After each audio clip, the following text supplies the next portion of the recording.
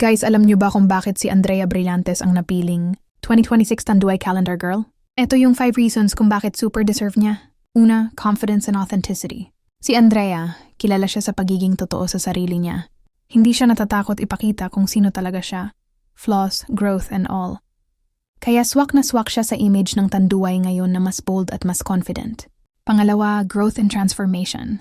From child star to a strong, empowered woman, sobrang laki ng journey ni Andrea. Makikita mo talaga yung evolution niya, hindi lang sa looks pero pati sa mindset. And yun mismo yung gustong ipakita ng 2026 Tanduay Calendar. Pangatlo, hands-on siya sa project.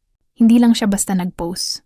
Inaral niya yung concepts, nakipag-collaborate siya sa creative team, at talagang sineryoso niya yung role niya. Ibig sabihin passion project talaga para sa kanya to. Pang-apat, sobrang lakas ng influence niya. Let's be real. Andrea is one of the most followed and talked about celebrities ngayon. Malakas siya sa Gen Z, sa social media, at sa pop culture. Perfect choice siya para makakonect sa bagong generation. At panglima, embodiment ng modern Filipina. Strong, confident, stylish, at relatable. Hindi siya perfect pero proud siya sa kung sino siya. At yun yung message na gustong iparating ng Tanduay sa 2026. Kaya naman, hindi lang dahil maganda siya, kundi dahil sa story, growth, at impact niya. Kaya si Andrea Brillantes ang 2026 Tanduay Calendar Girl. At kung iisipin nyo, hindi lang to tungkol sa calendar. This is about representation. Ipinapakita nito na pwedeng maging bold, classy, at empowered ang isang Filipina sa sarili niyang paraan.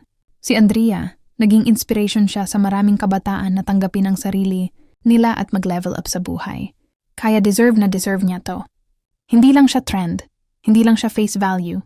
She earned it through hard work, growth at pagiging totoo sa sarili. At exciting makita kung ano pa yung susunod na iconic moments niya. Kayo, anong thoughts niyo? Deserve ba ni Andrea ang pagiging 2026 Tanduay Calendar Girl? Comment down below. And don't forget to like and follow for more chika and updates.